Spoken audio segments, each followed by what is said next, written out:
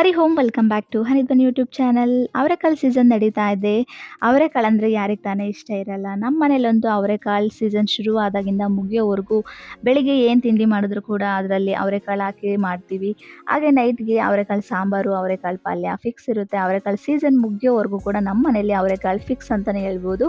ಊರಿಗೆ ಹೋದಾಗ ಅಮ್ಮ ಅವರೆಕಾಳು ಕೊಟ್ಟು ಕಳಿಸಿದ್ರು. ಅದ್ರದ್ದು ಇವಾಗ ಸಾಂಬಾರು ಮಾಡೋಣ ಅಂತೇಳಿ ಮೊದಲಿಗೆ ನಾನು ಒಂದು 30% ಅಷ್ಟು ಸ್ವಲ್ಪ ಉಪ್ಪು ಹಾಕ್ಬಿಟ್ಟು ಬೇಯಿಸ್ಕೊಳ್ತೀನಿ. ಫುಲ್ಲು ಬೇಯಿಸ್ಕೊಳ್ಳೋದಿಲ್ಲ, ಸ್ವಲ್ಪ ಬೇಯಿಸ್ಕೊಳ್ತೀನಿ. ಆಮೇಲೆ ಒಂದು ಜಾರ್ಗೆ ಕಾಯಿ, ಈರುಳ್ಳಿ, ಟೊಮೊಟೊ, ಬೆಳ್ಳುಳ್ಳಿ, ಖಾರ ಪುಡಿ, ಸಾಂಬಾರು ಪುಡಿ, ಹಾಗೆ ಸ್ವಲ್ಪ ಚಕ್ಕೆ ಲವಂಗ ಹಾಕ್ಕೊಳ್ತಾ ಇದ್ದೀನಿ. ಇದು ಬೇಕಂದರೆ ಹಾಕ್ಕೊಡಿ, ಇಲ್ಲ ಅಂತಂದರೆ ಸ್ಕಿಪ್ ಮಾಡ್ಬೋದು. ಸ್ವಲ್ಪ ನೆನೆಸಿಟ್ಕೊಂಡಿರೋಂಥ ಹುಣಸೆಹಣ್ಣು ಸ್ವಲ್ಪ ನೀರು ಹಾಕ್ಬಿಟ್ಟು ಚೆನ್ನಾಗಿ ನುಣ್ಣಗೆ ರುಬ್ಕೊಳ್ತಾ ಇದ್ದೀನಿ. ಆಮೇಲೆ ಒಂದು ಪಾತ್ರೆಗೆ ಒಗ್ಗರಣೆ ಹಾಕ್ಕೊಳ್ತಾ ಇದ್ದೀನಿ. ಎಣ್ಣೆ, ಜೀರಿಗೆ, ಸಾಸಿವೆ, ಕರಿಬೇವು, 2 ಒಣಮೆಣಸಿನಕಾಯಿ ಹಾಕ್ಕೊಂಡಿದ್ದೀನಿ. ಹಾಗೆ ಒಂದು ಈರುಳ್ಳಿ ಹಾಕ್ಕೊಂಡಿದ್ದೀನಿ. ಸ್ವಲ್ಪ ಈರುಳ್ಳಿಯನ್ನು ಒಗ್ಗರಣೆಯಲ್ಲಿ ಫ್ರೈ ಮಾಡ್ಕೊಂಡಾದ್ಮೇಲೆ ಅರ್ಧ ಬೇಯಿಸ್ಕೊಂಡಿರೋ ಅಂಥ ಅವರೆಕಾಳನ್ನು ಹಾಕಿ ಎಗೇನ್ ಒಗ್ಗರಣೆಯಲ್ಲಿ ಜಸ್ಟ್ 1 ನಿಮಿಷ ಬಾಡಿಸ್ಕೊಳ್ತೀನಿ. ಅದಾದಮೇಲೆ ಸ್ವಲ್ಪ ನೀರು ಹಾಕ್ಬಿಟ್ಟು ಒಂದು 2ರಿಂದ 3 ನಿಮಿಷ ಬೇಯಿಸ್ಕೊಳ್ತೀನಿ ನಾನು.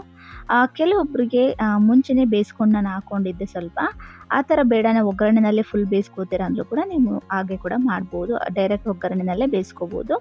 ಈಗ ಸ್ವಲ್ಪ ಚೆನ್ನಾಗಿ ಬೆಂದಿದೆ ಅವರೆಕಾಳು. ನಾನು ರುಬ್ಕೊಂಡಿರೋಂಥ ಖಾರನೆಲ್ಲ ಹಾಕ್ಬಿಟ್ಟು ಚೆನ್ನಾಗೆಲ್ಲ ಮಿಕ್ಸ್ ಮಾಡ್ಕೊಳ್ತಾ ಇದ್ದೀನಿ. ನೀರು ಕರೆಕ್ಟ್ ಕನ್ಸಿಸ್ಟೆನ್ಸಿ ನೋಡಿಕೊಂಡು ಹಾಕ್ಕೊಳ್ಳಿ. ಸ್ವಲ್ಪ ಗಟ್ಟಿಗೆ ಇರಬೇಕು, ತುಂಬ ನೀರಾಗಿಲ್ಲ ರುಚಿ ಇರೋದಿಲ್ಲ ಸಾಂಬಾರು. ಮತ್ತು ಫ್ರೆಶ್ ಅವರೆಕಾಳು ಸಾಂಬಾರು ತುಂಬಾ ಚೆನ್ನಾಗಿರುತ್ತೆ. ಮತ್ತು ಬಿಡಿಸ್ಕೊಬಂದು 2-3 ದಿನ ಆದಮೇಲೆ ಅಷ್ಟು ರುಚಿ ಇರೋದಿಲ್ಲ. ಸೊಗಡು ಜಾಸ್ತಿ ಇರುವಂಥ ಅವರೆಕಾಳ್ದು ಸಾಂಬಾರು ತುಂಬ ರುಚಿ ಕೂಡ ಇರುತ್ತೆ. ರುಚಿಗೆ ತಕ್ಕಷ್ಟು ಉಪ್ಪು ಹಾಕ್ಕೊಂಡು ಫಿನಿಶಿಂಗ್ ಮಾಡ್ಕೊಳ್ಳಿ. ಒಂದು 2ರಿಂದ 3 ನಿಮಿಷ ಕುದಿಸ್ಕೊಂಡ್ರೆ ರುಚಿಯಾಗಿರುವಂಥ ಅವರೆಕಾಳು ಸಾಂಬಾರು ರೆಡಿ ಆಯಿತು. ಬಿಸಿ ಬಿಸಿ ಮುದ್ದೆಗೆ ರುಚಿಯಾಗಿರುವಂಥ ಅವರೆಕಾಳು ಸಾಂಬಾರು ಟೇಸ್ಟ್ ಮಾಡ್ತಾ ಇದ್ದರೆ ಸೂಪರ್ ಲೆವೆಲಲ್ಲೇ ಇರುತ್ತೆ.